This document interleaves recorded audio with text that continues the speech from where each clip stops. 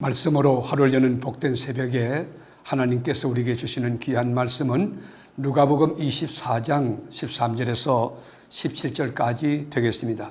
온라인 동참하는 여러분도 다 함께 성경을 펴시고 함께 말씀 속으로 들어가 보실까요? 그날에 그들 중 둘이 예루살렘에서 25일이 되는 엠마오라 하는 마을로 가면서 이 모든 된 일을 서로 이야기하더라. 그들이 서로 이야기하며 문의할 때에 예수께서 가까이 이르러 그들과 동행하시나 그들의 눈이 가리워져서 그인 줄 알아보지 못하거늘 예수께서 이르시되 너희가 길 가면서 서로 주고받은 이야기가 무엇이냐 하시니 두 사람이 슬픈 빛을 띠고 머물러 서더라. 아멘.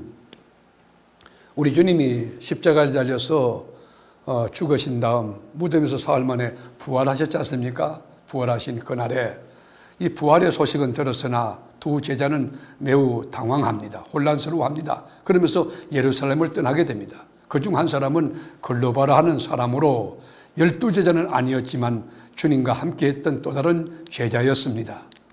우리의 삶도 여러분 큰 믿음을 가지고 기대를 가지고 뭔가 이룰 것처럼 들떠 있다가 뜻대로 되지 않을 때, 실패할 때 좌절과 절망을 경험할 수도 있습니다.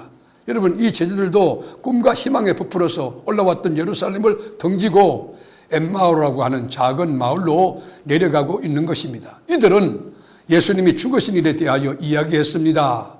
주님께서 그들 가까이 서셨지만 주님이 함께 있지만 영의 눈이 가려져서 예수인 줄 알아보지 못합니다. 며칠 동안 있었던 일들로 인하여 심리적인 이 고통을 겪고 지치고 슬픈 괴로운 마음을 가지고 절망 상태에서 길을 걷고 있습니다. 누가 다가와도 얼굴을 보지 않거나 대충 보고 마는 식의 그런 상황이 되었습니다. 예수님이 그들에게 묻습니다. 무슨 일이 있기에 그렇게 심각하게 이야기를 주고받느냐? 그때 글로바가 말합니다. 아니 당신은 예루살렘에 있으면서 최근에 일어난 빅뉴스 끔찍한 일을 아직도 모르는가? 그러면서 예수님의 죽음에 대하여 입을 열기 시작했습니다.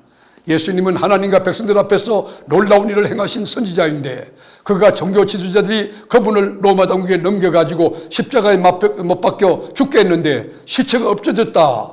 그런 말을 들었다는 거예요. 더 이상의 기대를 걸 수가 없다고 판단하고 비린내 나는 예루살렘을 떠나고 있다고 그들은 정언했습니다. 함께 길을 걸어가는 우리 주님께서 책망하십니다. 어찌 그리 미련하냐? 얘야 너희들아 어찌 그렇게 미련하냐?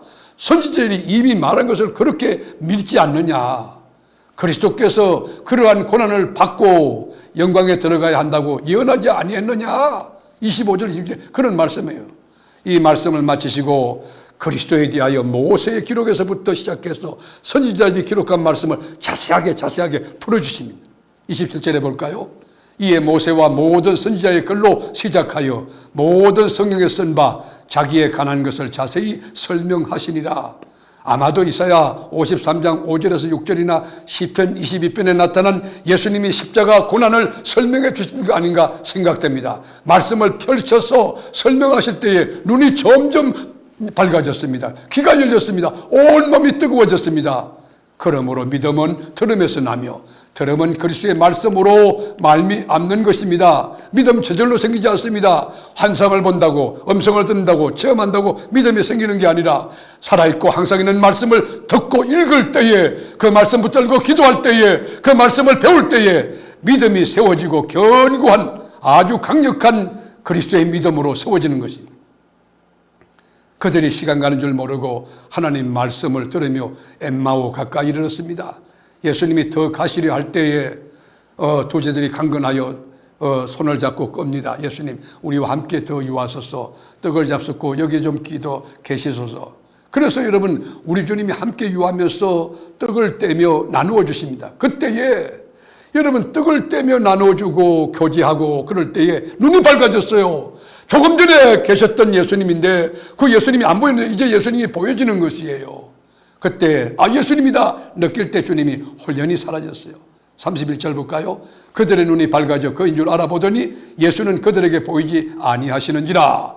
예수님이 사라지자마자 우리에게 성령을 풀으실 때 우리 속이 가슴이 뜨겁지 않아야 마음이 뜨겁지 않아야 서로 말합니다. 뜨겁다는 말은 설레는 감동이 밀려와 쉬지 않고 계속된다는 뜻입니다. 말씀을 듣고 가슴이 뜨거워져서 어우 감격하고 기뻤던 여러분 그 아름다운 추억이 옛날 아득한 오래전 추억인가요? 아니면 지금도 말씀 들으면 가슴이 뜨거워지고 하나님이 항상 살아계심이 믿어지고 두 주먹이 막 불끈불끈 쥐어지는 그런 사람입니까? 두 제자는 엠마오로 내려가요. 엠마오라는 말은 히브리어로 따뜻한 목욕을 또는 따뜻한 샘물이라는 뜻을 가지고 있어요. 여러분, 제자들은 말씀을 통하여 뜨거운 은혜의 온도를 느끼며 영적 사우나, 영적인 여러분 말씀의 사우나한 거, 뜨거라 은혜의 말씀을 체험한 거예요. 그래서 힘을 얻고 엠마오에서 예루살렘으로 삶을 유턴하는 것이에요. 인생의 방향이 바뀌었습니다. 믿음의 여러분 정도가 달라 믿음의 고도를 높여줬습니다. 이제 돌아가야 됩니다. 하나님께로 돌아가야 됩니다. 말씀으로 돌아가야 됩니다. 믿음으로 돌아가야 됩니다. 회복운동이 일어난 것입니다.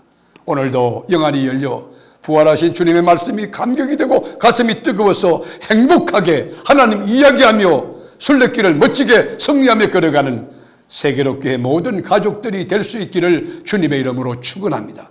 기도하겠습니다. 주님, 엠마오로 향하는 두 제자 가운데 한 사람이 바로 접니다.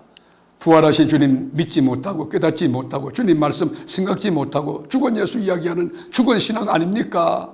불쌍히 여겨서 살아계신 부활하신 예수님 이야기로 감격하며 부활의 신앙으로 우리 어려운 문제가 어떤 상황이 있더라도 믿음으로 뚫고 나가는 참 신앙인이 되게 하옵소서. 우리를 죄와 사망에서 건져주신 나의 구주 부활의 주님 예수님의 이름으로 기도합니다. 아멘.